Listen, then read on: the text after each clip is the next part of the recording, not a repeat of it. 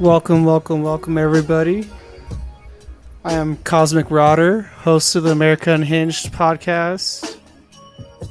Check me out, Cosmic Rodder at FreeJerry88 on Twitter, Cosmic Radio on YouTube, Cosmic Radio 33 on Twitch. But tonight we are sharing the 20th anniversary screening of The Unspeakable. We're about 10 minutes away. I'm here to hang out with some people in the chat. Poach them from the mainstream, see what they have to say. I might upload this to the podcast. Well, you'll be able to hear it on Spotify, Stitcher, Deezer. Once the film starts, I'm going to mute the mic, and it's just going to be the full screening of the movie and the intro of the people, the Q&A. Like, I'm just going to let it take it from there, But shout out to everybody joining me in the chats tonight. Looks like there's already a couple people here hanging out, but yeah. We still got a few more minutes to go. I'm a Viking came over here and he says, I hope you're right about getting this. I hope it happens too. For those of you guys listening on the podcast at a later date, this is Dylan Avery's documentary, the creator of Loose Change, one of the most seminal films in 9/11 truth, and we're going to give him the floor later tonight.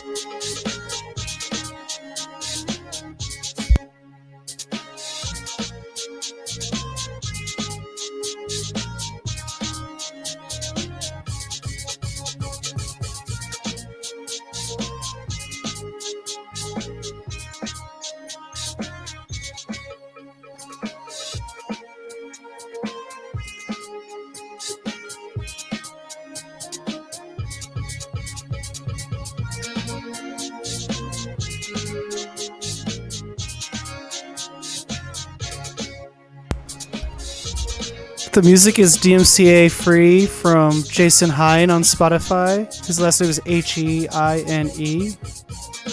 Check him out.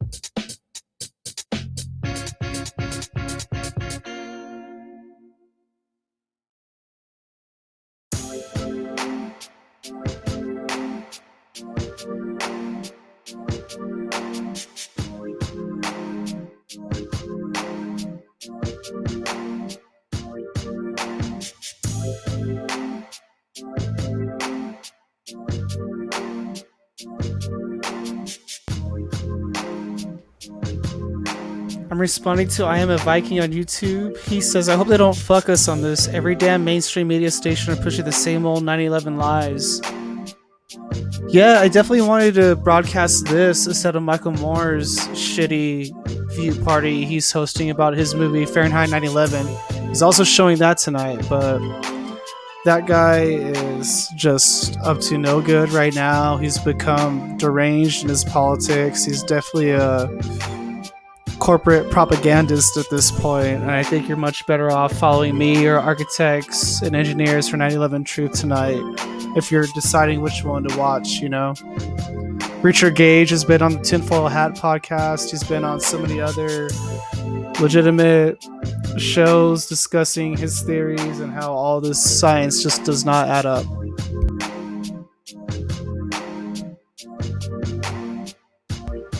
Okay, so they've been delving into this stuff too. It's interesting take on it. I like to see what they pulled up, what they were able to find. I'm gonna go grab some more coffee real quick. Just please listen along to the music and relax before the show starts. We got about 5.5 minutes.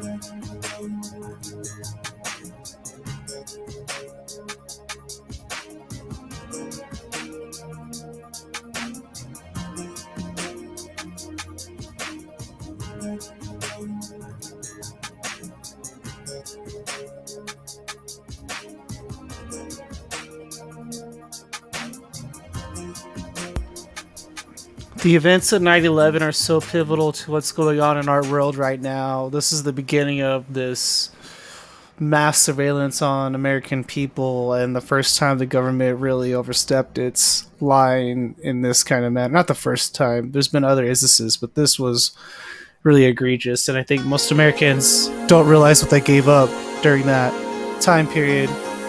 The tragedies in Afghanistan sure the hell make it a lot worse and make the state a little bit more somber, in my opinion.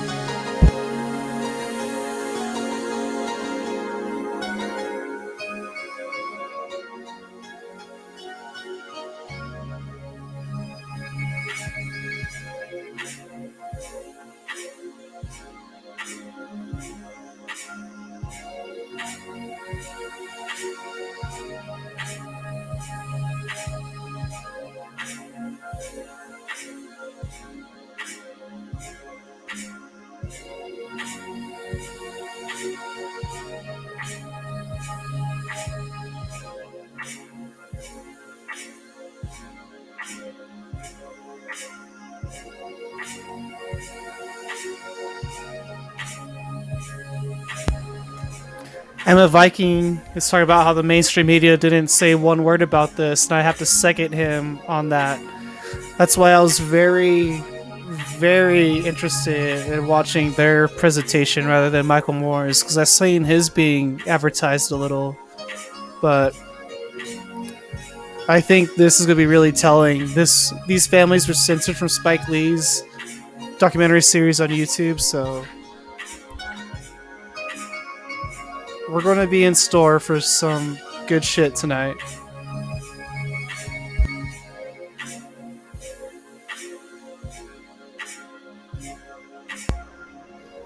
Once again, I am Cosmic Marauder, host of the America Unhinged podcast on Spotify, Stitcher, Deezer, podcastindex.org, and several other platforms. We are just seconds away from the screening of The Unspeakable by Dylan Avery.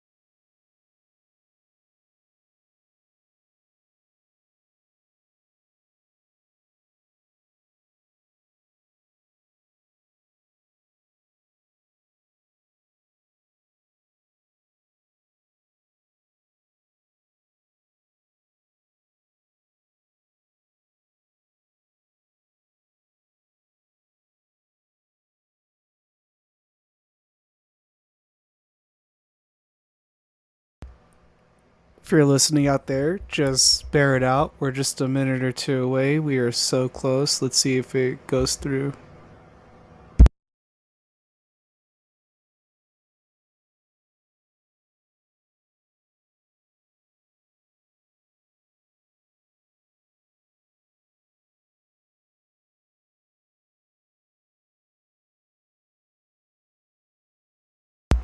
They're probably going to keep us waiting with all the star power involved tonight for Rosie O'Donnell, potentially with the Q&A at the end.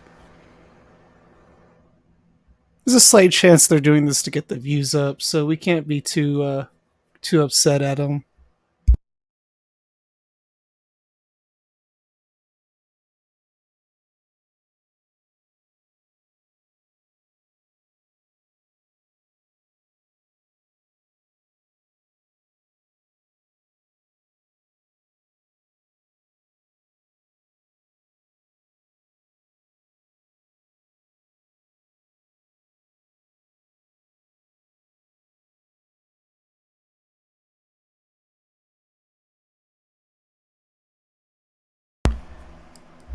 If any of you are cannabis enthusiasts, let me know what you're smoking tonight. If you like beer or spirits, go ahead and let me know in the chat what your companion is when you watch your favorite podcast or your favorite YouTube videos.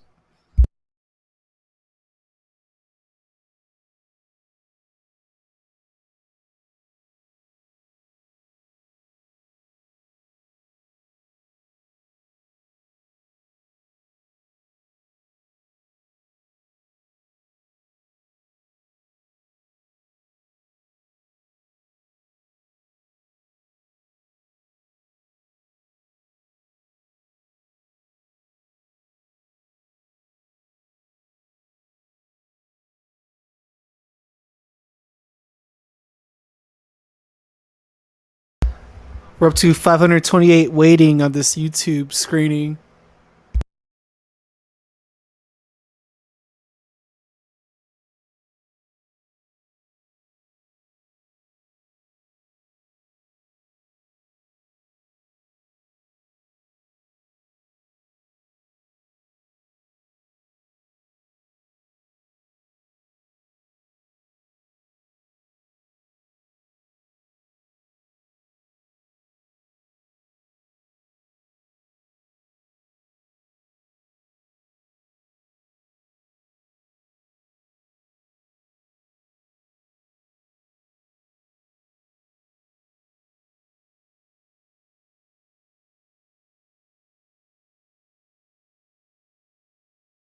Man, these YouTube chats are really funny.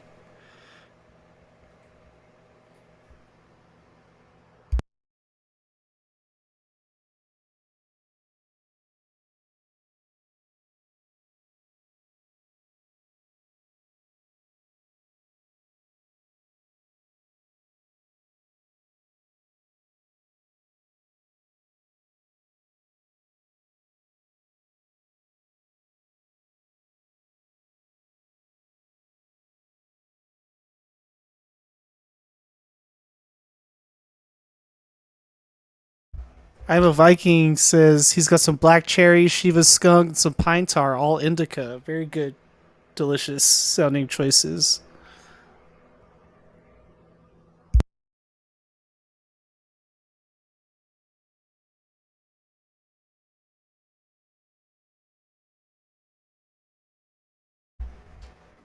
Thank you, Les and Jerry Erickson, for joining me. We're just waiting here. We know that they're just waiting to start this any moment. There can't be. Yeah, it's going to happen. People are just being a little bit impatient in these YouTube chats. You can kind of see on the main page, people are really getting silly about this.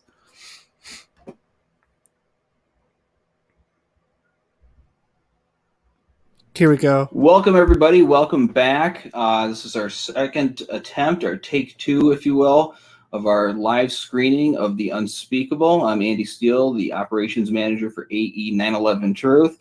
And let me try to explain what happened there. We don't actually know. It could be one of two things. Either we have gotten so many people so interested in this film coming to our site tonight, we were prepared for 1 million. We thought that would be enough, but People could have come to the website to watch this film and could have just overloaded it to the point that nobody could get on, or it might have been an attack. In either case, that means we are right over the target here. We're doing something right. So we want to thank you for coming back and watching this film. It is definitely very important. I said before, this is a masterpiece.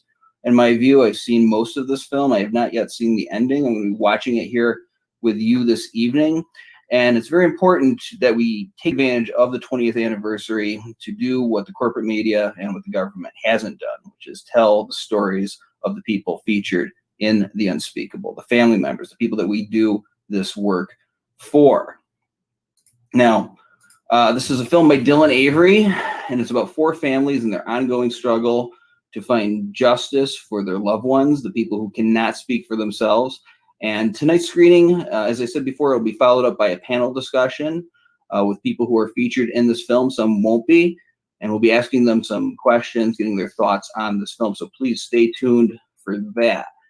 Now, because this film is so important, and we're the only people doing this work, and I don't mean just AE 9/11 Truth. I'm talking about the people out there in the viewing audience, the folks watching this right now, the people putting their shoe soles to the pavement and doing the activism, spreading the word about the World Trade Center evidence. We're the only ones who are telling these people's stories, the real stories, the injustice that was done because of the lies of September 11th and the cover-up of the evidence of controlled demolition that day. We need to get this out in front of more people. So that's why we're doing a fundraiser right now. If you notice below the video box, there is a donate button. And what this will do is this is an opportunity to get this film out in front of 2 million people with online advertising. So for $25 only, you can actually reach 2,000 people with that donation. Imagine getting the evidence in front of 2,000 people, doing a presentation to them. So please consider donating to that. Now, part of this film as well, what you're going to be seeing this tonight, is an unfinished product. The final version is going to be coming out later on in September. So we want to hear from you. We want to know what you think of the film and any kind of advice, constructive criticism. So we set up an email address for that. The email address is theunspeakable@ae911truth.org. So please, if you have any kind of thoughts, insights, go ahead and send that in. So please watch the film and stay tuned afterwards for the panel discussion. And so without any further ado, here is The Unspeakable.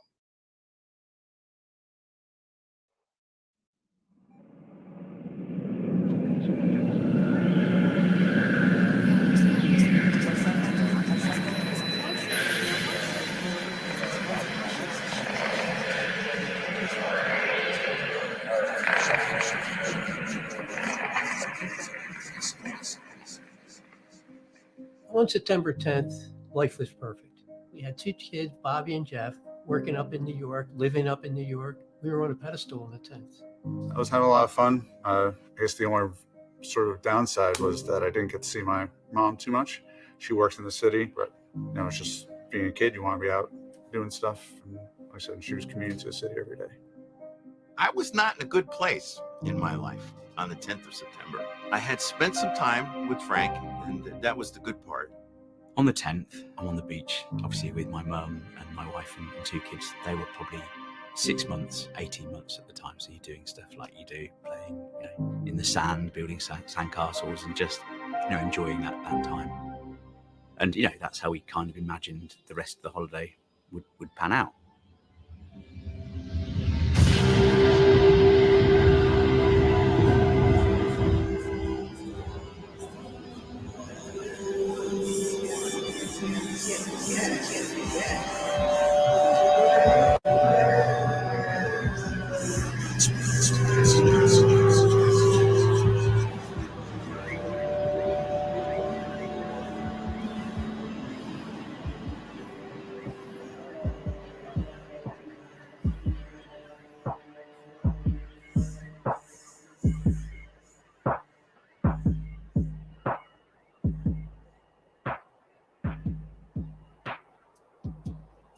Well, prior to 9/11, I was involved in activism, the United Nations group, and the idea was that we would work kind of like the United States on an international level.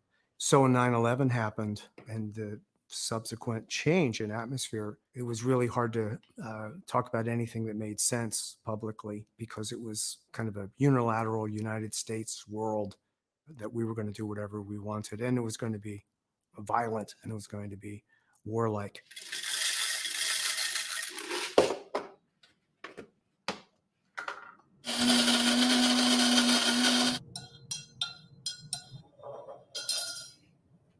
My name is Robert Griffin. I'm a psychologist, and I went to school at Penn State and Marywood University in Pennsylvania. Like most, I get up and get coffee and start to get to work. Some people go through the trauma of the loss and the violent death, and then also go through the trauma of finding out that things aren't as they seemed, or that there's problems that hurt in other ways. So the trauma initially is disorienting. How do we fit in the world anymore? Am I a father? Am I a son? I just got a text from Jeff. We have to be there at 10:07 tomorrow. Can you get the sugar, hon? Yeah. Did I put in enough water? Yeah, I'm good. I left some in there from earlier.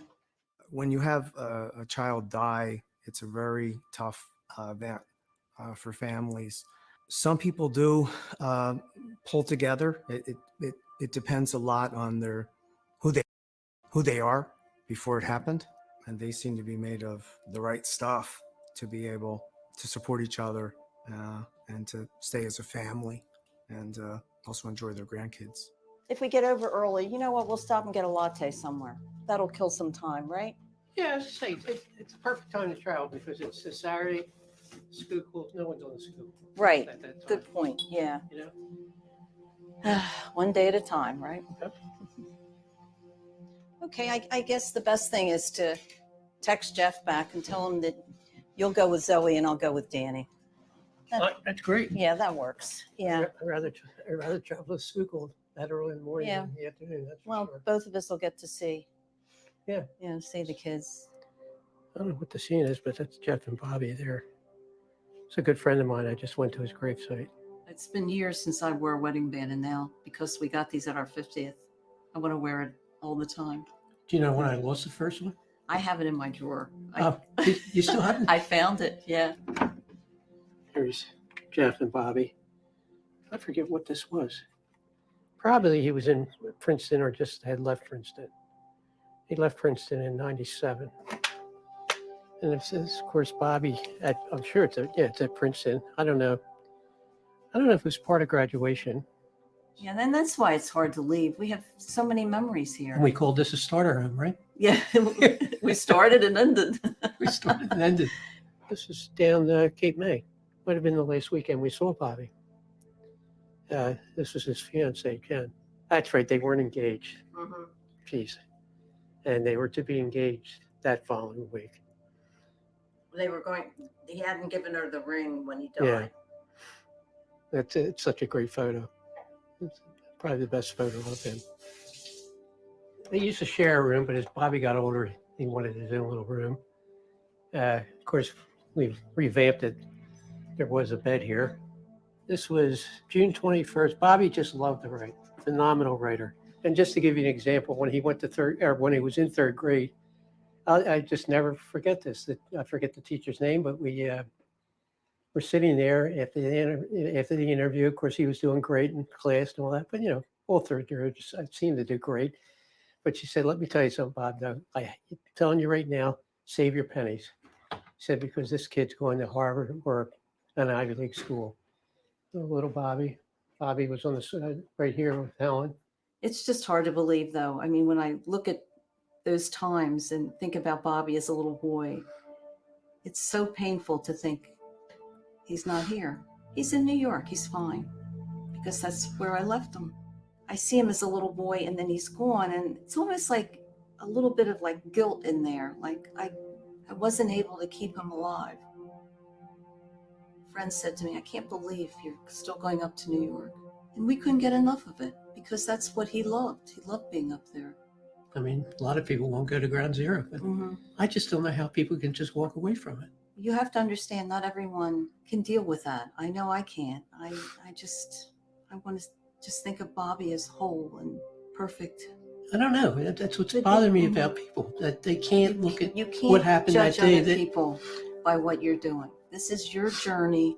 This is your way of going through the tunnel to get to the other side. You need to do this. I couldn't go. Why can't you do it? It's not going to bring him back. It would be wasted time to have me in the position you're in. It seems Thank like God you do it. It seems like I'm almost ordained to do this for some reason, because I know you feel that way. no one does it. She's stuck in the marriage. She's stuck with Bob, and it's obviously painful. And she does what she needs to cope and to basically survive. When it gets more morbid and you describe certain aspects of it that I can't handle, I think it's time for me to just let you talk. So I think I'll do that. Excuse me.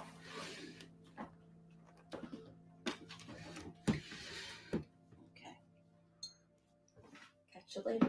All right. So I will say about Bob McElvain is that one of the things that impressed me about him is that he has grown over the years, from what I could tell. And this trauma has kind of refined him. My story, I think we called we found out where he was. He was at the coroner's, okay? But I don't know if we found out right there. He said, they had a wallet. That's how they found out. They had the wallet. In fact, wallet right here. This is a biohazard thing. I don't think you can really see. I mean, I've had it open many times, but this is a biohazard.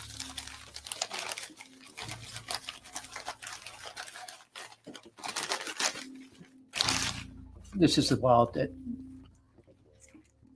that they had. They had, in other words, we found out they had a full body except for, and I'll show you what happened to them, but wallet was one of them. Now, at that time, you could everything was fine. Everything's disintegrated in here over years.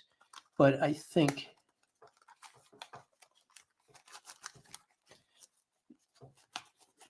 they had Bobby's license. And Helen went up to the dentist, and they actually got x-rays. Helen brought the x-rays down, and it was a match. So the next morning, we took him home. And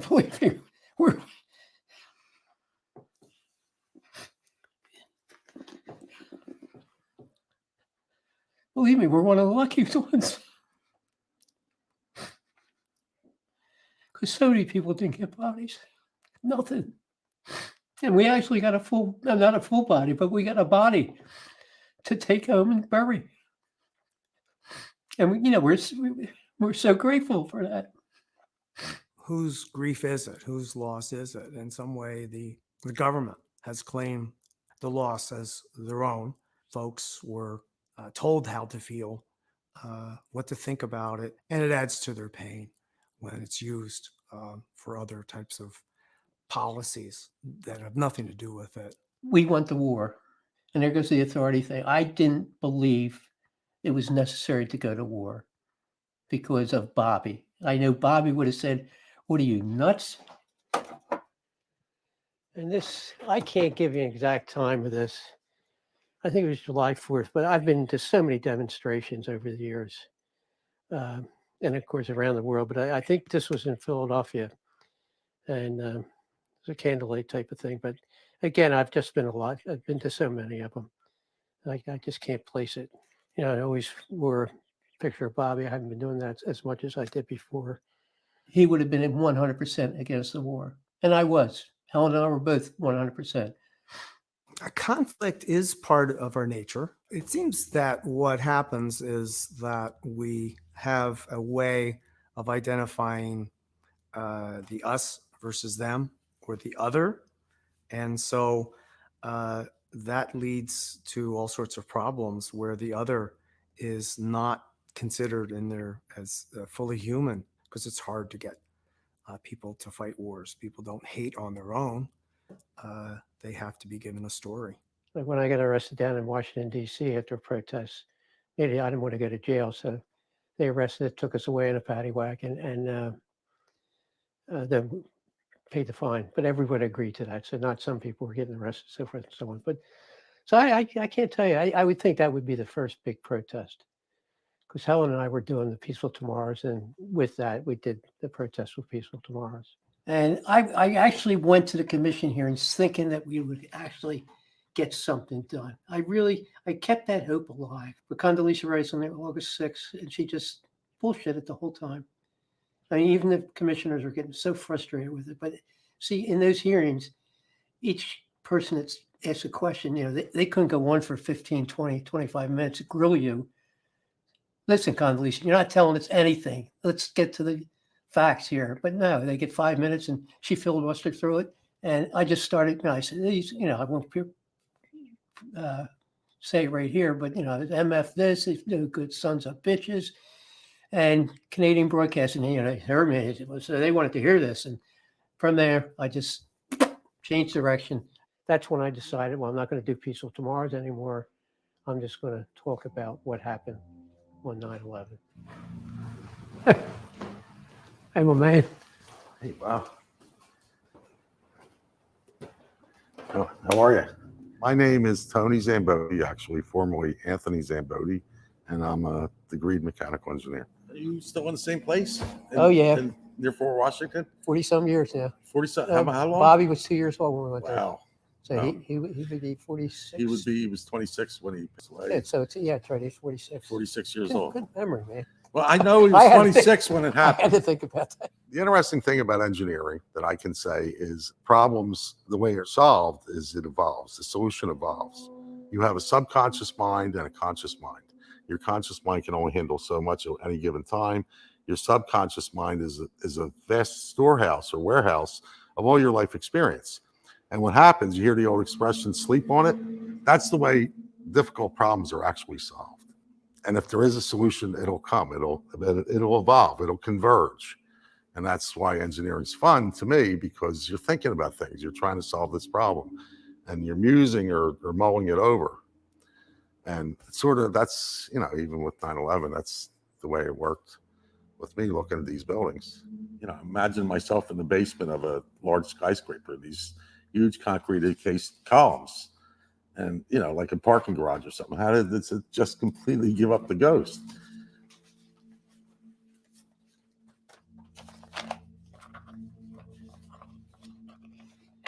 So this didn't happen until 2000, 2007, 8. I really didn't have the guts enough to go up and find out exactly what happened to him. Okay. So this has been sitting there.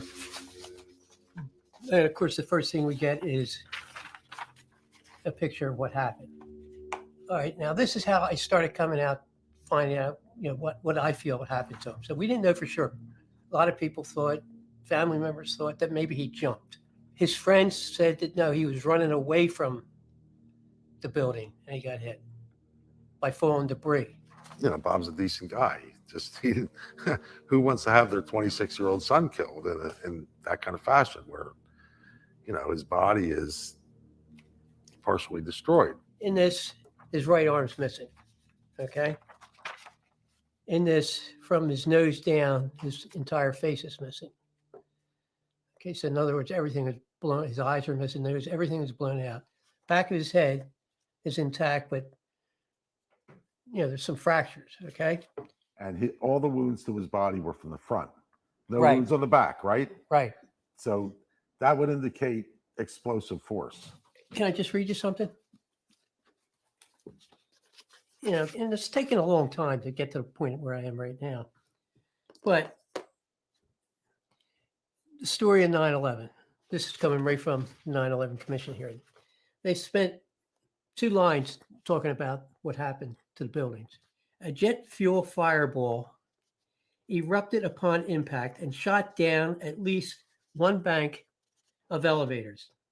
The fireball exploded onto numerous lower levels, including the 77th, the 22nd, the West Street lobby level, and the B4 level.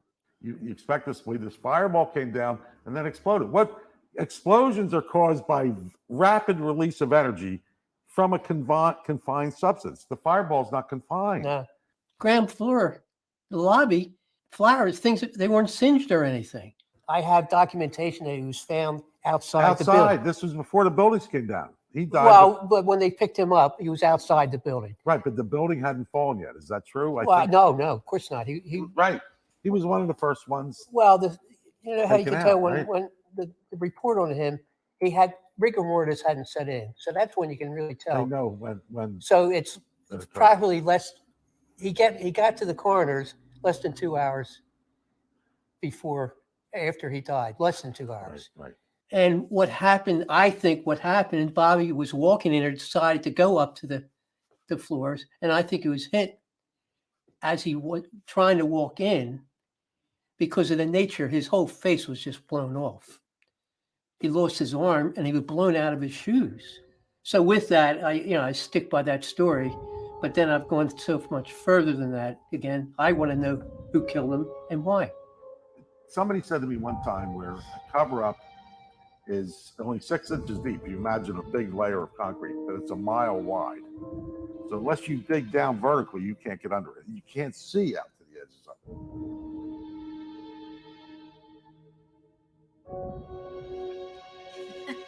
it. We're up to are in 3 minutes. You're doing another 30 seconds.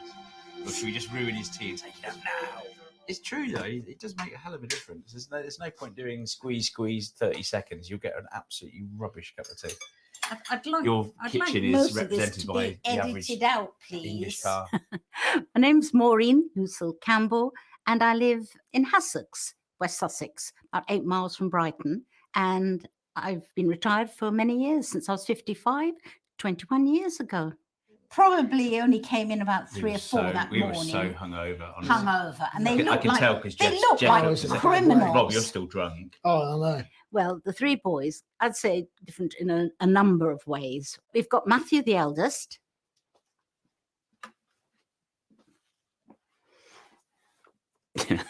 Yeah, my hair.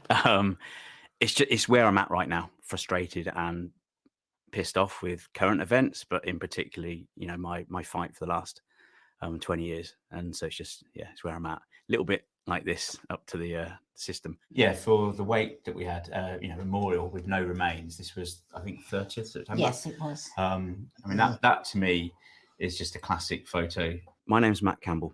I live in the south of England in a small village in Sussex. I have a degree in mathematical physics and a master's in applied mathematics, and I have a second master's in scientific application software. And Robert, the youngest one, most like we like the quiet life. And someone said 2 and 2 made 8. We'd say, yeah, that's fine. We don't like confrontation and just let it go. Yeah, my name's Robert Benjamin Campbell. I live in Kemah, Sussex. This is in West Sussex. Rob was about 5 years younger than me. It was sufficient of a gap that in my head he's always the little brother. I had a good friend, Nick, who had his own pub. What we did is for Jeff, we had his wake there. So all his friends, family, everybody came there. And what they did as a surprise for the family was they had a very good friend who's very good at doing painting. And they did a painting of Jeff. And my friend was like Jeff a lot, if you know what I mean. Yeah, looked up to him. That's Jeff's James Bond Yeah, moment. coming out the... I think you loved that, didn't he? He was vain, I had said that. Very vain. He was like the prettiest girl. When anywhere where there were shops, he'd always be looking in the window, reflection and fiddling around with his hair and all that sort of thing. But I always looked up, to Jeff more than that. Sorry. He was a bit of a nerd. both Matthew and Jeff really had their dad's brains, really clever. Robert always said the youngest, the store of brains ran out when it was his turn to be born. Both, finished uni. So Jeff finished, I think, a year before me. And just he started to travel, and he definitely kind of switched from I'm going to work in a bank, because I think he realised the trading route wasn't going to happen, and just basically became a specialist. His area was risk. With that, Reuters, who eventually ended up working for, had products that worked in that space.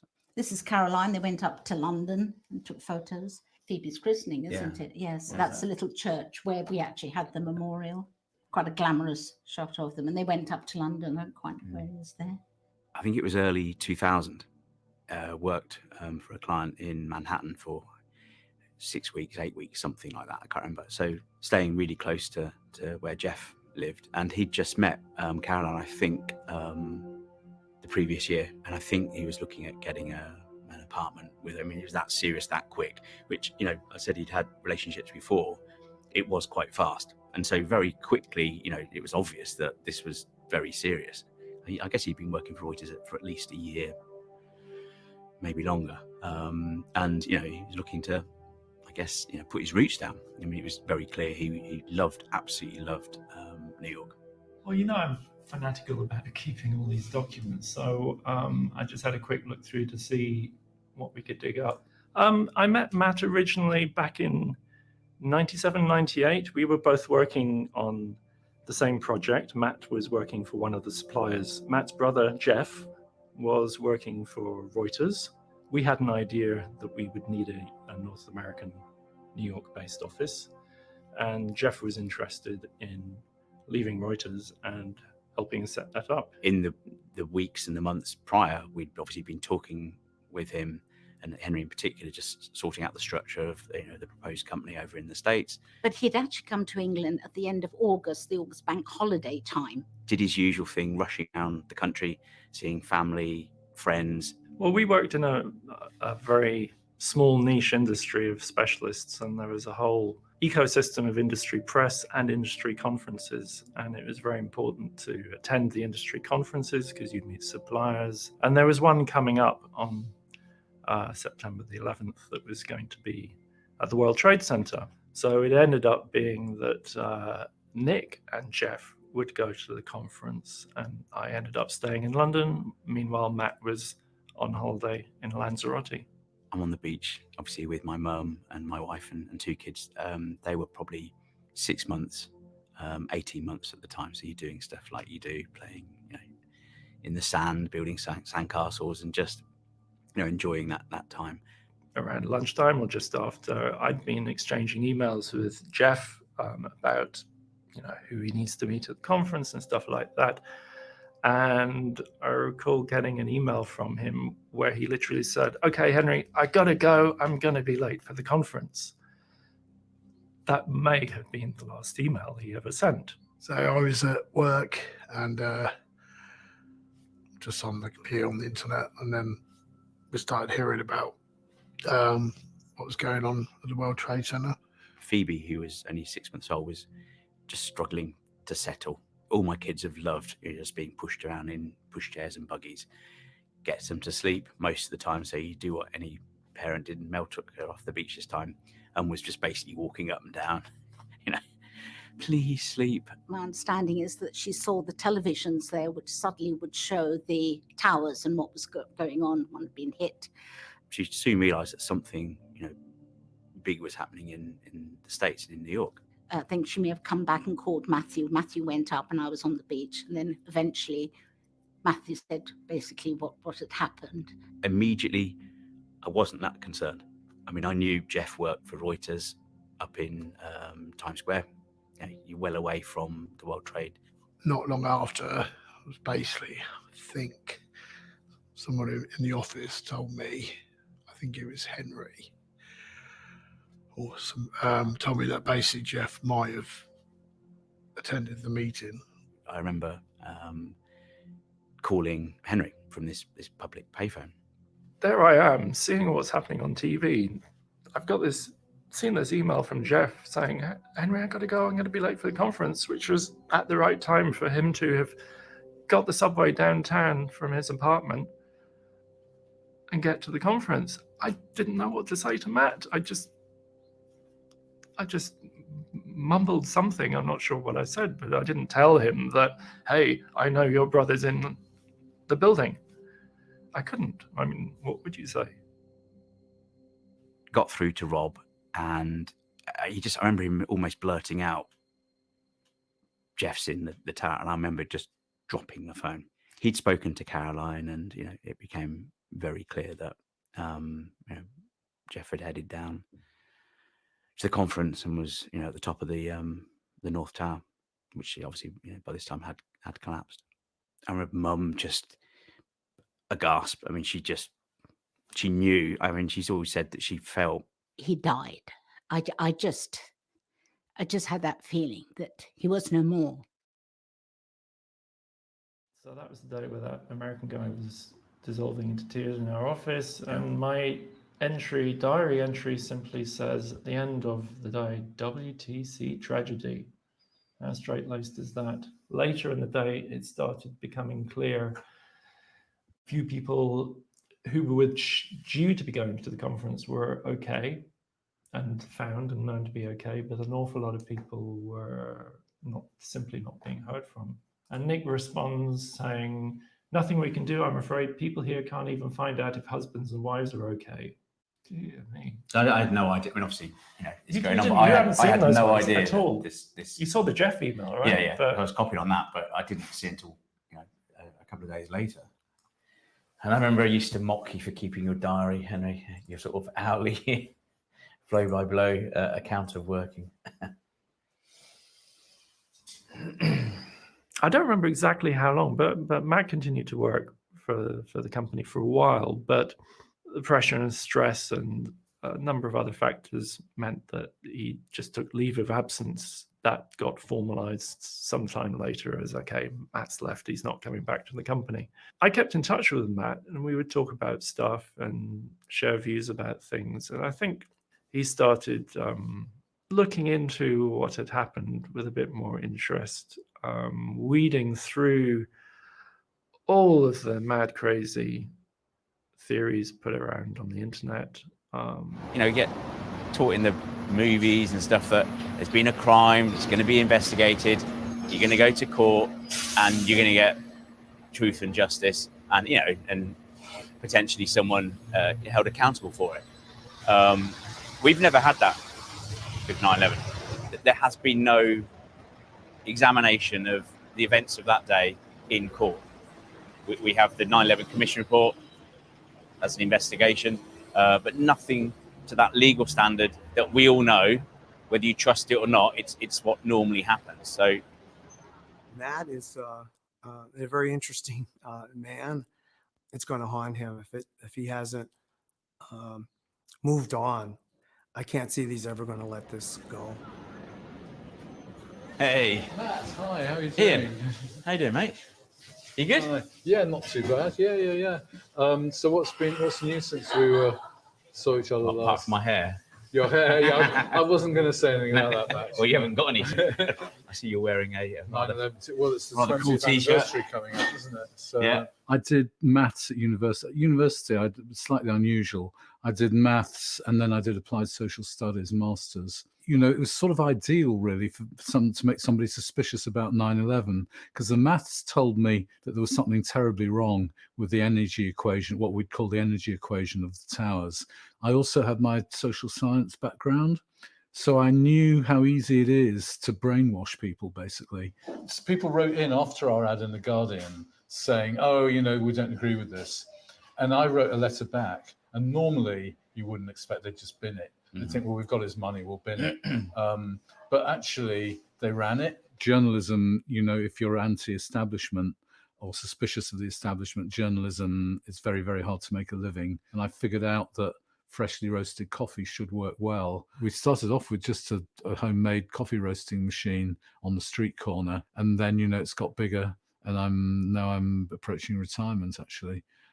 So if you know anybody out there who wants to buy a coffee shop in Notting Hill, So is this is the full size? That was a full page of the Independent. It's bigger. It would have been bigger. I was going to say, yeah, because was it a tabloid then, or was it still a broadsheet? In those days, it was still a broadsheet. Yeah. But when we met, when we first met, I remember it clearly, Matt. I've got a hazy memory because I thought it was that very first reinvestigate 9/11 meeting in about May 2013 or April 2013.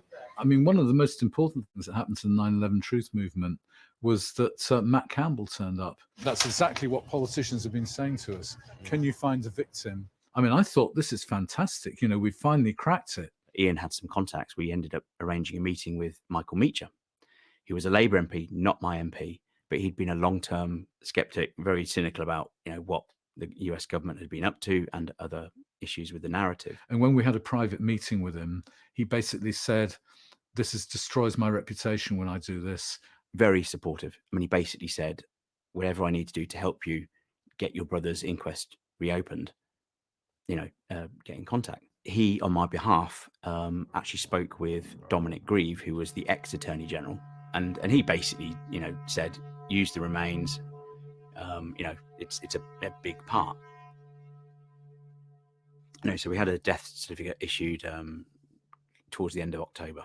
And then around December, I remember both the press, but also the police liaison officers telling us that we were very, very unlikely to get any remains of Jeff because his bodies had been vaporized, which, in hindsight, it's a really strange term to use. It was actually from the chief medical examiner. There's literally no trace. A significant number of people. It's utterly, utterly horrifying. Obviously, plenty of bodies had been found, but I think due to the degree of fragmentation and all the rest of it, and obviously what they knew they had, I think it was a day before Mum's birthday in June. And I think she got a call from, our police liaison officer. Some of his remains had been identified. And the piece in question was a piece of Jeff's collarbone. And I thought, Jeff is having a laugh on us. When he was 6 months, we went on motor rail. It's a long story, but it jerked and he was thrown on the ground. At 6 months old, he had a green fracture. Don't forget my broken collarbone. I was 6 months. So, but it went from an undertaker in the States. It then got delivered to an undertaker in the UK, and then it was released to us. It was in a little casket. I didn't know what to do with it, and so for quite a few years, it just sat outside my office on the top floor of my house. In 2004, Mum got another call from the police, and this time 3 of his remains had been identified. They were small bone fragments. I remember one was from his thigh bone, but they were small. And so we had 4. Another lot came over, and that actually was his scalp. Bit of his scalp, bit of his face, bit of his jaw, his ear, just, recognizable, It wasn't burnt because my fear was that, to be in the flames. We were told by the police liaison that there was a good chance that it could just be vaporized or whatever the term is when there's just ash. And so by law, there had to be an inquest into his death. Okay, so, the very first inquest was here at the West London Coroner's Court. And anyway, out of the 67 British victims, 10 had actually been identified. They basically created 10 different inquests, but it's like a joint inquest or inquiry that they held. Only 2 of the 10 victims were represented by family members. At the time, I didn't know that all of the 10 inquests were done in an hour and 45. I've listened to the audio, I've got the actual transcript, official transcript, and they spent probably no more than about 3 or 4 minutes talking about my brother's life and what was found. And it seemed incredibly short that that's his moment of an inquiry and justice into the events surrounding his death. After the inquest, a couple of weeks later, I think Mum just got a formal letter, which is, it's basically the conclusion that the coroner drew. The impact into the North Tower of American Airlines 11 caused the subsequent collapse of the building, and that's how my brother died. The inquests were held at a time when all the families would still have been in stunned disbelief, inability to accept all the different psychological states that you're in. So it's like, get this done, sweep it in under the carpet, close that chapter, move on. 8 years ago, my brother had an inquest here, and I didn't attend. And it's kind of weird standing outside the building now that possibly, hopefully, within 2 years, I'm actually going to be inside that building attending his reopened inquest.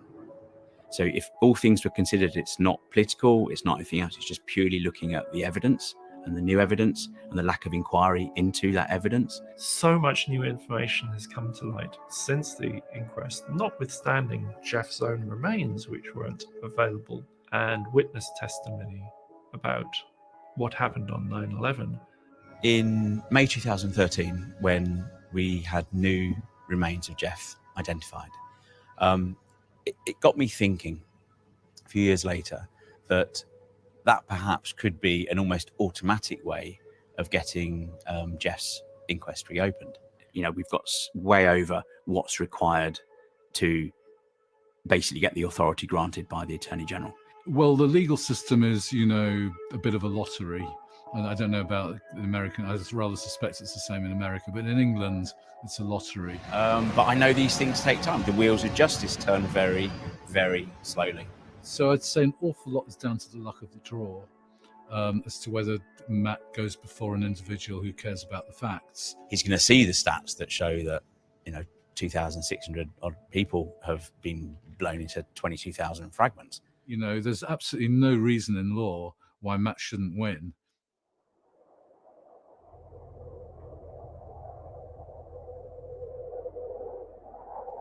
My name is Drew DePalma, and I'm the director of operations for an engineering firm in New Jersey. My mom, Jean Caviasco DePalma, was killed in 9/11, and she was in the World Trade Center Tower 1. I write this letter to support the application of the Campbell family and briefly to explain why I believe that further investigation into the cause of the collapse of World Trade Center 1 is not only worthwhile, but necessary, because the ruling that the towers collapsed due to fire makes them the first and only skyscrapers in the world to do so by that cause. The first and only of anything deserves extreme scrutiny, especially given the cloud of doubt surrounding all the events that transpired before, during, and after that 9/11 day.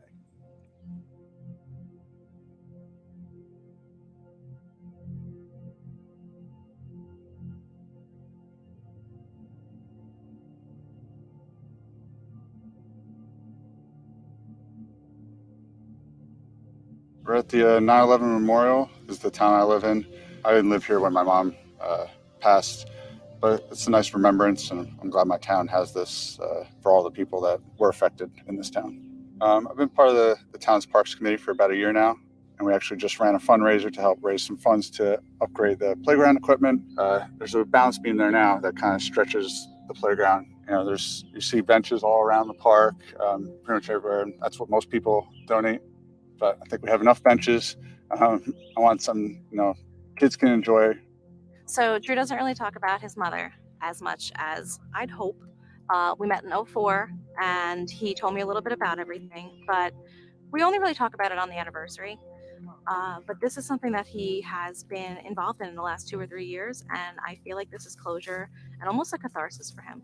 I started going down the rabbit hole, doing a bunch of research. I was fine. I got a little angry for a little bit of time, but now I'm pretty much at peace with everything. Drew is, as you know, lost his mother before he was fully grown. He's an example of someone who's been able to weather the loss at a very inconvenient time that was too soon. Somehow managed to make himself an adult and a father and a husband. This picture was taken in Miami, Florida. It was Jean's 40th birthday weekend. It was a lot of fun. It was something that we always planned to do when Jean turned 40, and we actually did it. So my husband calligraphied this for me. It is actually something that Jean sent an email. She didn't write it, but it was an email that she sent, she found, called From Me to You, to several people minutes before the towers were struck. She was trying to get her life together, and this was maybe something that she was reading periodically to help her, reevaluate her life. And divorce was a pretty rough time for my mom. It hit her really hard, just emotionally and physically. I felt at that point in 9/11, she was actually in good physical health. She started working out more. I guess when you have big life changes, you go one way or the other. She was exercising more. She loved biking. So she was bicycle riding. She was losing weight. She was definitely happier for sure. So that's kind of a bright side that, I always hope when I go, it's at, a peak of, happiness as opposed to the latter.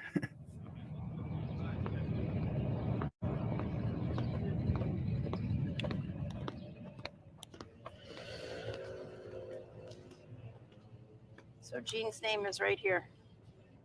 She worked in the city. She was usually out of the house before I even woke up because I drove myself to school at that point. And then she didn't get home usually till late. And when she came home, I was out with my friends. And then maybe we saw each other for dinner. And then I'd be out till whenever. She was probably asleep by the time I got home. Being a kid, you want to be out doing stuff. And like I said, she was commuting to the city every day. You know, I had not seen this memorial before, and I was surprised how immense it is. And exactly from what I read, points right to where the tower stood. Just another normal work day. Dropped Marissa off at my parents' house and got to work. I don't remember the exact time, but my principal came knocking on my door and took me into the hallway and said that my mother had called and wanted me to go to her house. So I was walking through the halls, and there's just a lot of commotion going on. I had no idea what was happening. And then they called, I guess, like a meeting for the whole school into the gym, and they kind of explained what happened. The principal explained that planes flew into the buildings that Jean worked in. My mom works there, so it's just like everyone else that day. If anyone knew anyone that worked there, around there, they were on the phone. So I kind of went into numb mode, I call it. You know, I just like didn't have any feelings. And she asked if someone should drive me home. And I said, no, I'll go. And I drove home just totally focused. And when I got there, you know, you just keep seeing those same pictures of it's all we had at the time was those pictures of the planes flying into those buildings. And we went home, and I wasn't a smoker back then, but that day I sure as heck had a cigarette. I called their high school, and they had already left.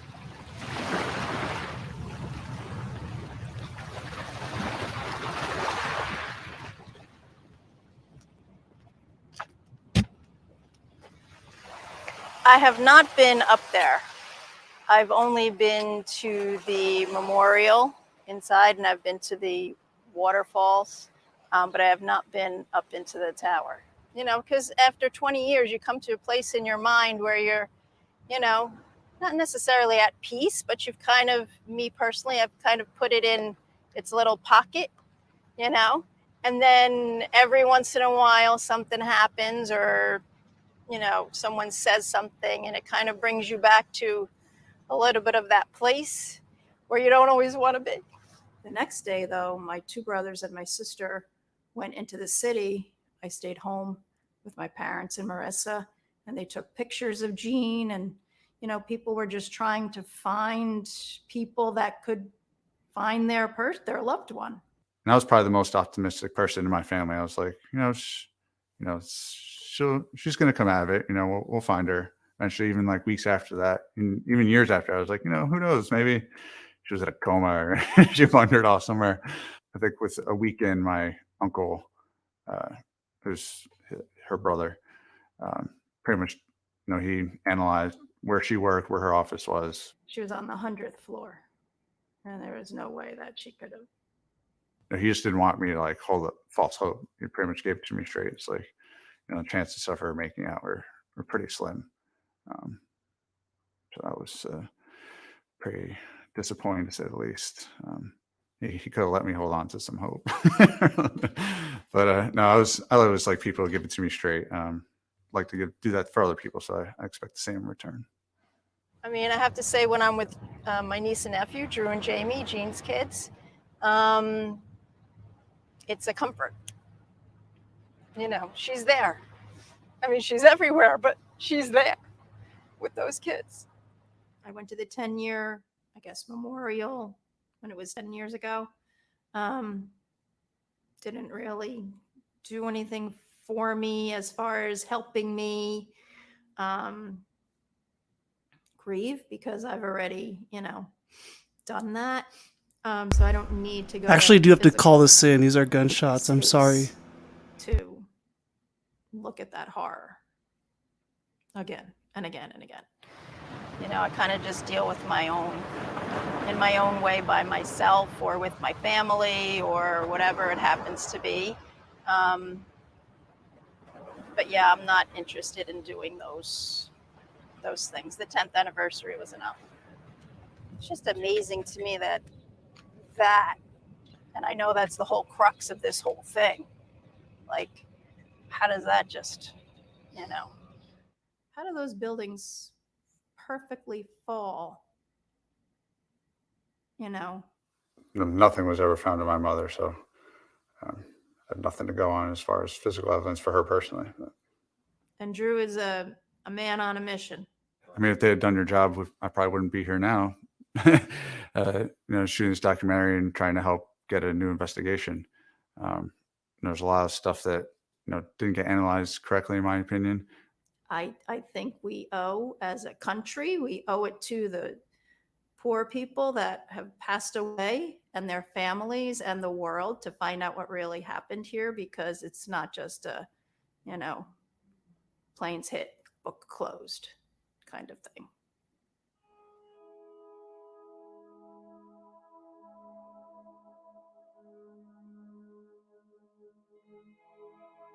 From the time I was a little kid, I was building things. I was always trying to build something. My mother used to say, if it can be taken apart, Bill will take it apart, because that's what he does. He wants to know how things work. He pulls things, and I pulled a lot of things apart. My name is Bill Bernier, and I am an architect.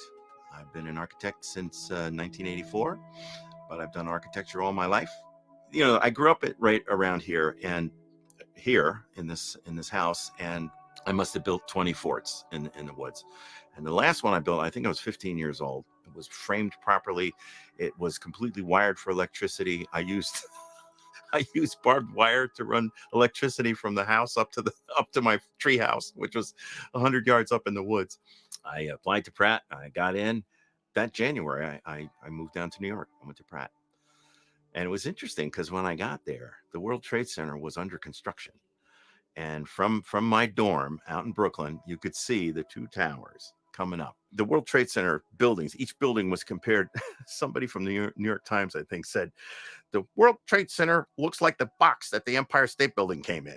But it was fascinating. They were always lit up, even at night, and there was cranes on top and there was such activity. So it was fun. We got to watch that go up. Little did we know what was waiting for us in the future. What's striking about Bill is that even though he lost his best friend and went through some tough times, he was fortunate enough to be able to pull out of it. Not everybody does. I met Frank. I met Frank DiMartini at Pratt. He was one of the first guys I met. For some reason, I just fell in with him, and the two of us really, really hit it off. We were popular in the community. Lots of people knew us, and work just came out of the sky. We had lived through the bombing of 1993, which was actually Frank's entry into the whole realm of the World Trade Center.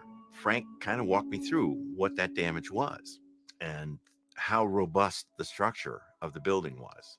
There were redundancies beyond belief. He was a big fan of the History Channel, and he said, why hasn't there been a history of the World Trade Center on the History Channel? That should be, there's got to be something. So he, I can't remember the woman's name, but he contacted this woman, and they worked, and they finally produced it. The building probably could sustain multiple impacts of jetliners because this structure is like the mosquito netting on your screen door, and the jet plane is just a pencil puncturing that screen netting. Wow. Good to hear his voice. When he made that statement, he was working for Leslie E. Robinson, one of the designers, one of the structural engineers who designed that structure. Believe me, Frank was as bad as me when it came to understanding how things work. So I know he had many conversations with Leslie about how the building went together, how it was designed, to withstand all manner of loads, of dynamic loads. That's what they call a plane hitting the building or a wind hitting the building.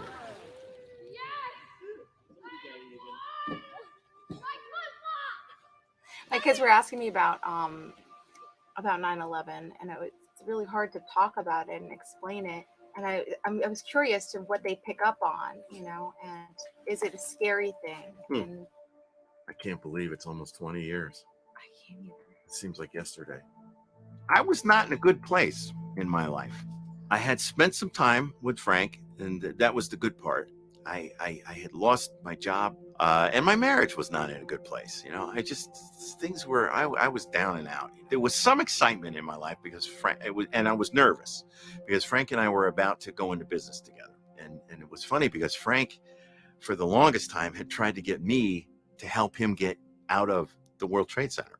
You know, so that was exciting. But my day-to-day life was going down to this high rise in Long Branch, New Jersey, and working on an apartment. And Frank was going to work at the Trade Center. I was an early riser, and I got up at 6 o'clock. It was about an hour and a half, hour and 45-minute drive. And as I came around the corner off of Route 80 and onto I-95, that's where the World Trade Center comes into view. And the North Tower looked like a chimney. So I dialed up Frank, and it went to voicemail. And I dialed him again, and it went to voicemail. I couldn't get him. We were supposed to have dinner with Frank. I remember. 3 of us. Yeah. We were supposed to have dinner. Our father-daughter dinner was going to be our father-daughter-uncle dinner. I panicked. I just continued south and went to Long Branch. Went to the job. When they told me that the South Tower had collapsed, I was shocked. I was like, that's impossible. But they said, look.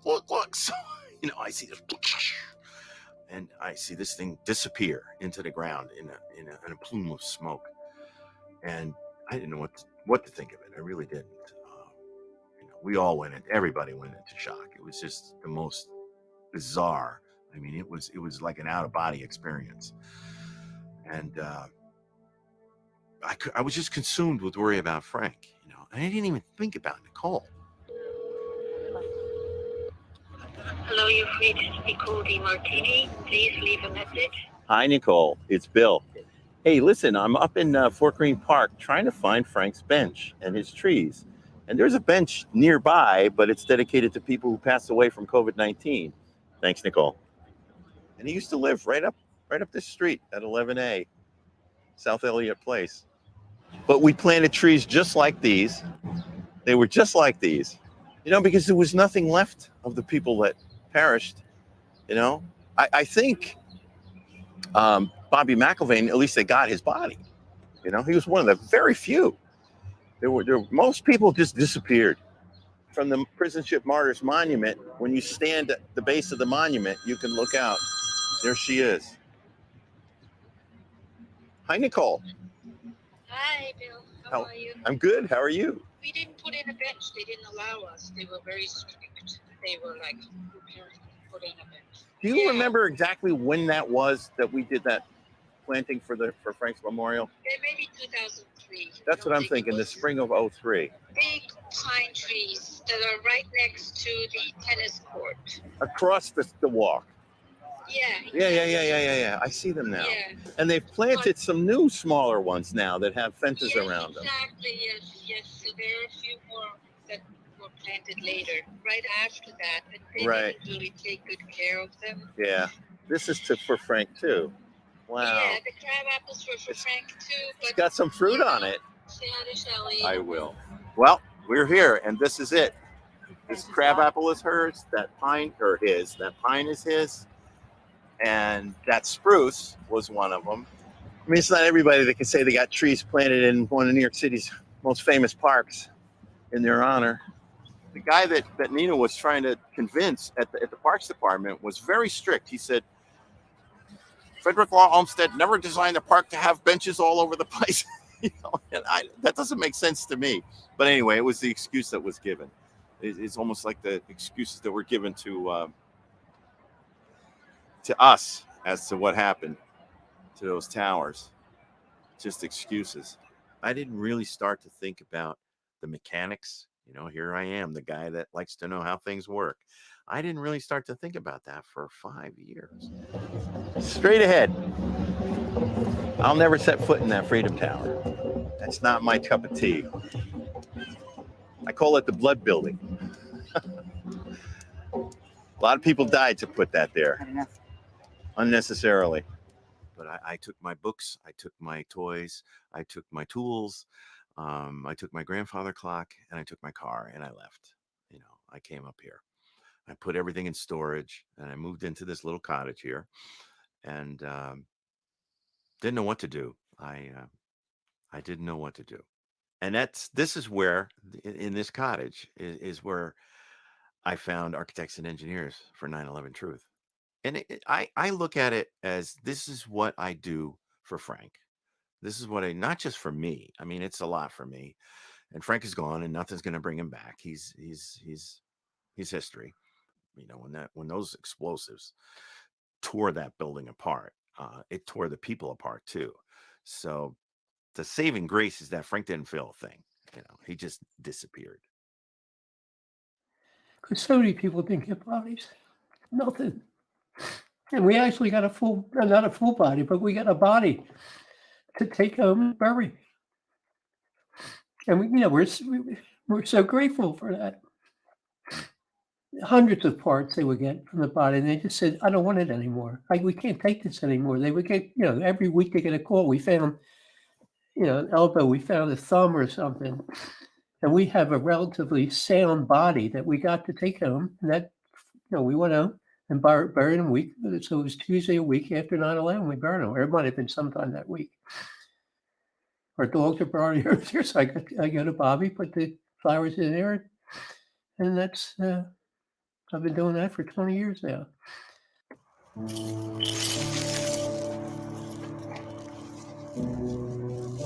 Oh, good. At least they just cut the place. They what? Yeah, I can tell, really. They just move it. Hey, Bobby. Like that, they cleaned it up for us around the edges. Yeah, usually they leave the grass there. He'd love the yellow and purple flowers. Yeah. All right, I'm going to go up and clean the bench. All right. I'm just going to sit. Not one cleaning. Yes, I'm going to sit and just think about Bobby. Clean away. Just get this stuff out. Where are those stones from? Well, it's the same, mostly from, Ground Zero and Japan, but I've added stones. I know this didn't come from Japan. We would have never been able to carry it. We did 2 stone walks. I think we did maybe 3 stone walks. One in Korea, Nagasaki to Hiroshima. We pushed a 2,000-pound stone, and on the way we're talking about anti-war. The 9/11. We think war is the wrong decision. The Buddhist monks, pushed with us. Now we're talking days at a time. I mean, talk about how friendly you can get after days. I mean, if I was a religious person, I would become a monk tomorrow. All right. Now, can we sit for a minute? Yeah, you can sit. You're going to stand? No. Okay, we did it, Babalu. It looks beautiful. Look at the flowers. It's We like got some- yesterday or 1,000 Yeah. miles back, 1,000 years back. Seems like 1,000 years. Yeah.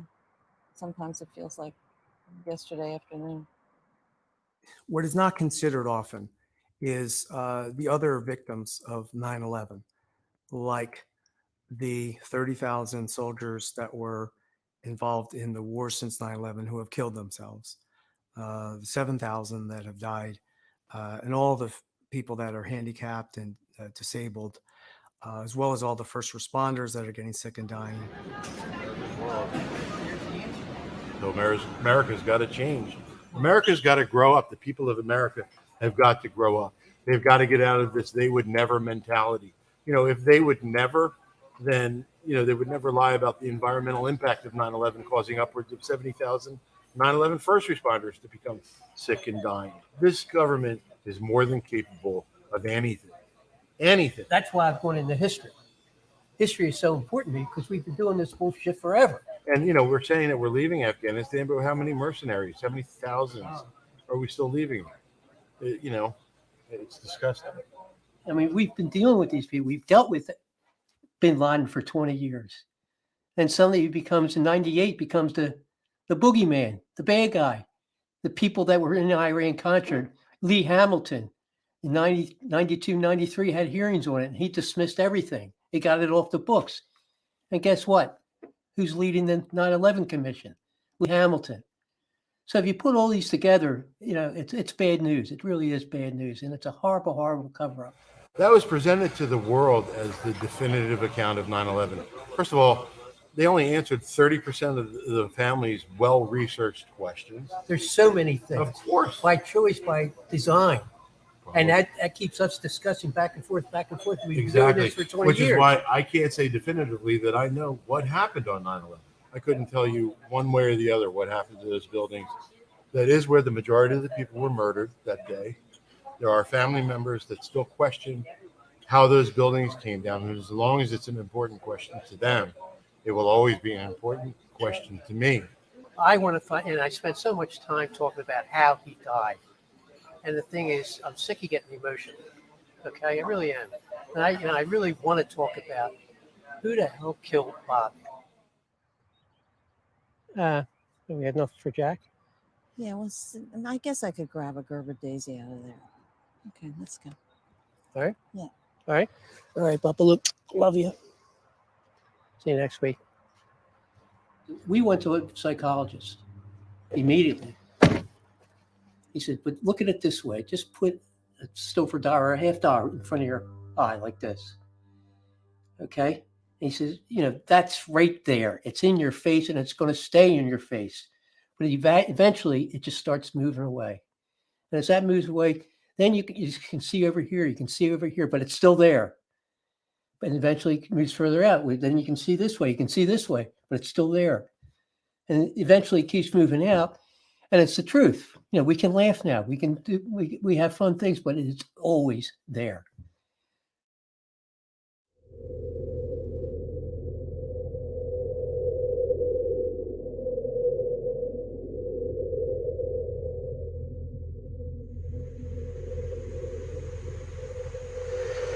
Hopefully we just sort of drop out because I don't want to sit and argue with people. I just think it speaks for itself. Obviously he's dead, right?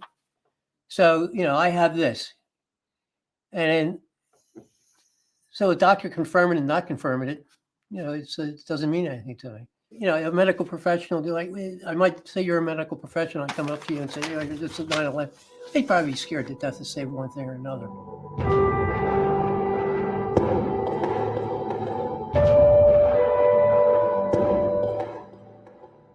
Cyril H. Wecht.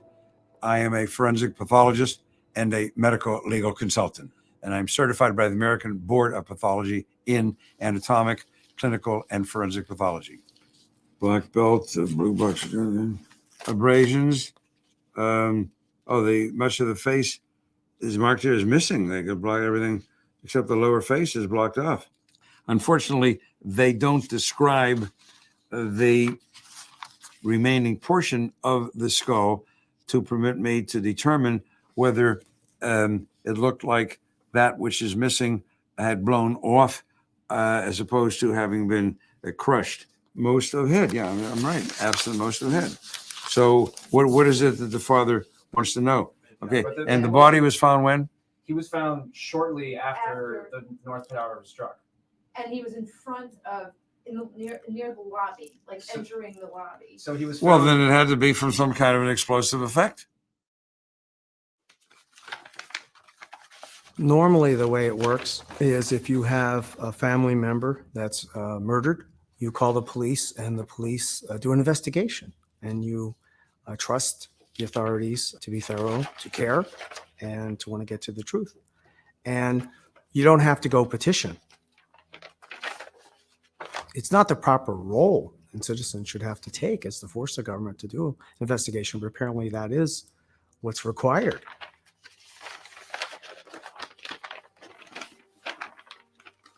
All right, another day. Here, come. We're at Point Mountain Reserve. And every 9/11, I go for a hike to remember my mom. It's better for me, instead of going to a church or memorial. I just like to be by myself, with the ones I love, and that's how I deal with things. I've been to the site a number of times. I've never been to the museum. My sister invited me. I really have no want or need to go there. I find it probably mostly depressing. She confirmed my suspicions. She said it was great to do once, but probably would never do it again. 20 years is really just a number. I know for most people who don't deal with it every day, 20 years is a big deal. But same thing year in, year out for me. Having kids and not having my mom here has been pretty tough. I just really wish my kids had a chance to meet her. And there's not many people I feel that are willing to do what I'm doing right now, just to kind of say keep the victims' memories alive, as well as hopefully get down to the bottom of things. I think we need a more sense of community in this country, and I think 9/11 did that for a little bit and then tapered off. So as long as people start to think for themselves and just hold the ones dear to them close, and just have fun and don't take themselves so seriously, I think the world will be a better place.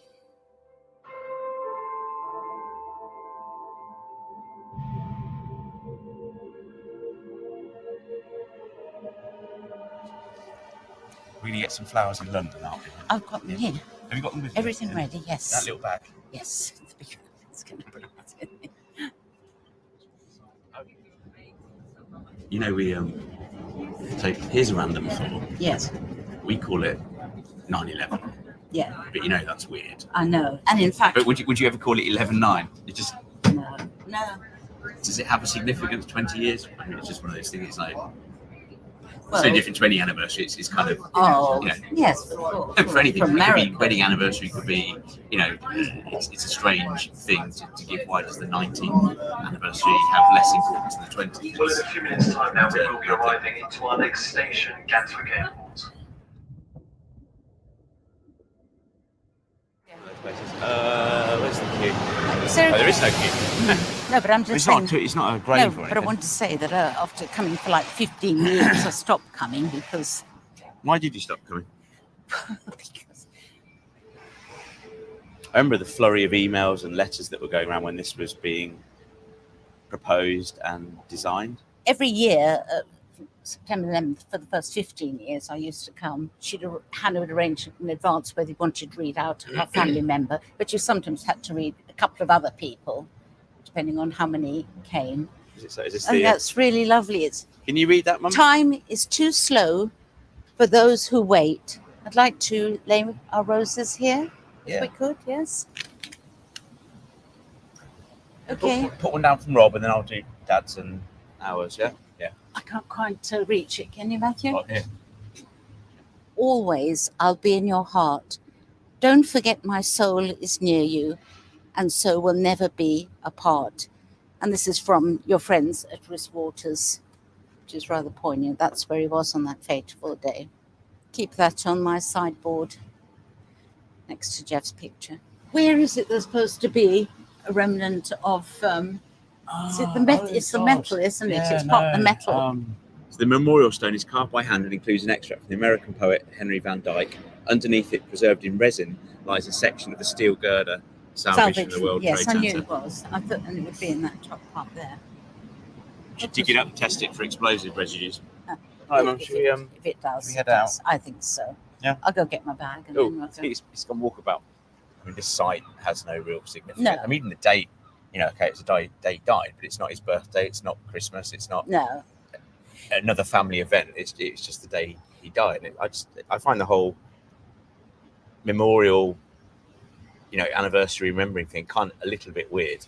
Well, I I remember used to it. come, but then, people would then sometimes ask if Jeff had been, identified. And I said yes, but I didn't really want to say how many parts had come across, because some people, they know, may have been just vaporized, which...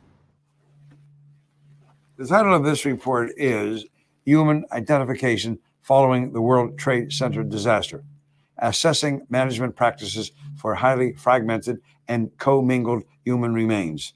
So out of the 2,600 odd who died at the World Trade Center, there's 22,000 fragments.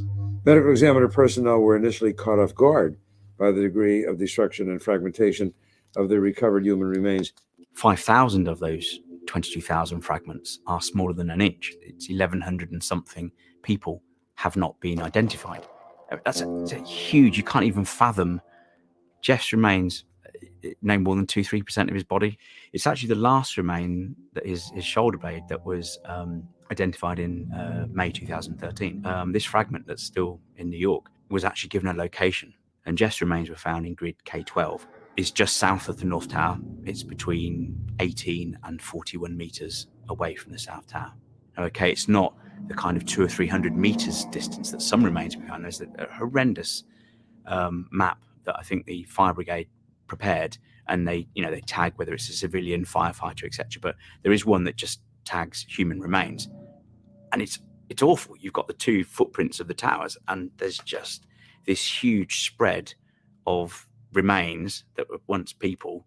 Okay, we know the steel beams were propelled out with huge forces, but the actual physical stuff that I care about, people and my brother, were ejected outside of the footprints, and it's so unpleasant thinking about it. But I've since read a lot that has been published about the search to try and identify people. Is this concept of commingling? The explosive force that blew over fire trucks and peeled stone facades from buildings also disintegrated human bodies, turning bones into flying shrapnel, the tidal wave of debris that carried human remains blocks away, depositing them in some cases on top of buildings, also fused soft tissue into bone fragments. And that basically means the impact of the force of the explosion, not just the pancake collapse, whatever, has actually mingled remains into my brother. And so the only explanation she could give me was they couldn't get a clear single DNA match in those remains. So I just got this horrible vision of other people's remains being removed from my brother's face. It's just, That's not going to happen from crushing. A building collapses and 2 or more people are crushed. I can't envision a situation in which the soft tissue of one victim is hurled with such force as to become embedded into, attached to a bony fragment of another victim. I can't envision that. And one of the things I always pondered about is, okay, there's all this massive degree of fragmentation. Some people, nothing found at all. But you also had fairly large parts of people being found. I mean, there was one guy at the inquest, same floor as my brother, 86% of his body was found. I'm not going to say it was, but, he was one of the 2 family members that actually bothered attending. I mean, there you go. But he's just there going, I don't understand why, because everyone kept being read out, small fragments, small this, 2%. And he's sitting there going, how? And for me, the unpleasant conclusion I've drawn is its proximity to explosives. So if you were very close to the explosives, there's not a lot left of you. That's something I've always, thought about. Although it's quite a dark topic to kind of touch on, or thought to have even. This is a strange situation. I hope that the architects and engineers and others who have studied this horrible tragedy and who have expressed their opinions will be given the opportunity to testify in public. I hope that happens, and I'm amazed that it has not yet happened. I've been holding a vision in my head of standing outside this building after successfully getting the authority from the Attorney General. It's not the coroner's court, but it's that important step after the Attorney General. Exciting is the wrong word, but it's like, we're actually at this point right now where I know that, myself and, mum and hopefully dad and Rob will be going up to London and actually submitting this to the Attorney General. Okay. Do you want to wear your hat now, Matt? No, You do. Are you gonna wear a hat? only for the photo. Here we go. You all right? Yeah. I'm gonna sit in or you sit on the edge? Jima? Let's assume that the Attorney General grants his authority. An order will go to the High Court to quash the original inquest and to open a new one. The High Court typically sides with what the Attorney General has decided. So, we're hopeful that once the Attorney General says yes, grants his authority, it should be a formality for the case to be pushed to the West London Coroner's Court. The question then would be, after the court case, how I feel then. And it's been hard work over a year to get everything together to actually come to this day. A couple of weeks before the 20th anniversary is it's a massive achievement. went to the Reinvestigate 9/11 meeting that was being held in London. And it was the first time I was actually interacting and actually, seeing people who, were like me, didn't believe the official narrative of what we've been told. So I mean, because in the early days it was really just me. Of course, I mean, I started going slightly insane in the early years. Anyway, I was still dealing with depression, and I basically had a huge eureka. I just felt I was able to actually go public properly and, I guess talk about stuff. And I was kind of inspired by the speakers that were at Reinvestigate 9/11. I thought, well, I can surely do something because I'm a family member and, I lost them. I think that all of us together as applicants, it helps the case, I guess, to a certain extent. All right. Hi, we want to go to 54 Doughty Street. Doughty Street. An EVDB? That's Henry. The place is like a ghost town, and it goes all the way back. They have a lot of space, so if you want to get a meeting room there, I'm sure. We just need to smuggle all the film gear in so that they don't actually know we're in there. But I'm sure it'll be fine. We're waiting for Ian Henschel to turn up. You can't predict the future, but this could be the moment that changed everything. I'm not 100% optimistic about that, but it could be. If you don't even try, then you've lost to start with. So, and how much Matt's tried. I mean, this is just like Matt's day today. Well, today's the culmination of a lot of hard work by a lot of people. Where it goes beyond here, who's to say? We'll find out, I guess, in probably a few months. In this box, we have just shy of 3,000 pages. This is a cover letter to the Attorney General. Eyewitness statements from first responders who were there when the three towers collapsed. These first responders who are willing to support our application, but also in court prepared to be cross-examined as witnesses. I'm hopeful that we can actually change the verdict of what caused my brother's death, that it was explosives that ultimately killed him. If the senior coroner at the West London Coroner's Court looks at our application, decides it has enough merit to reopen my brother's inquest, he can sign that consent order and it will speed things up tremendously. And, we could be talking months instead of years to actually get this stuff into court. When I looked at Jeff's remains, for me, I wasn't really looking at my brother. I mean, for me, the physical form, the 3D form of Jeff has gone. That doesn't mean he's not, in the stardust and around us all the time, I think you should be proud of all your efforts. And Jeff, Hope so. sure Dad is too, in his own way. So I have hope. I think at this stage, it's too premature for me to be thinking too far in the future.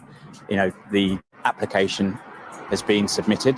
Where it leads after that, I don't know. But I'm just pleased we're here. It's submitted, and we'll see what the future brings. My wife's always said she sees me, visions of me outside the High Court, and we've got it there. She can't really see further than that, but she just has this vision. She likes me wearing a shirt occasionally, which I've done today. She just sees me outside the court. Am I going to get a haircut? No, I'm going to keep my hair. It's growing on me. It'd be fun just to annoy Mum. She prefers me wearing a hat these days.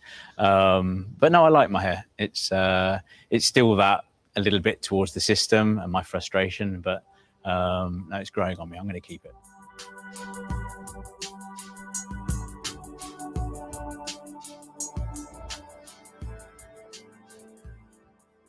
Thomas Merton had a phrase that he coined called the unspeakable. Evil, so awful and almost unimaginable that it defied the ability of words to capture it. It's a void that exists even before uttering the unspeakable. Well, the void would be not talking about 9/11, that if we don't deal with it, then we can't correct it. The story can only last so long, however enduring this seems. That lies always need protecting. The truth doesn't.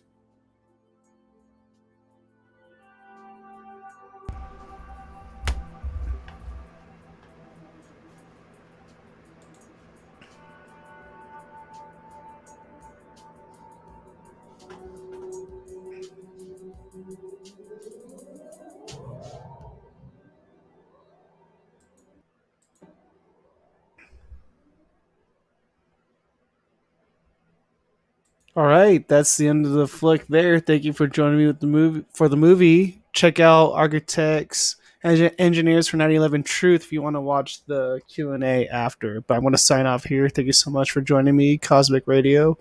We'll see you next time. I might do a Holyfield Belfour audio stream tomorrow night, so that might be fun. Thank you, guys.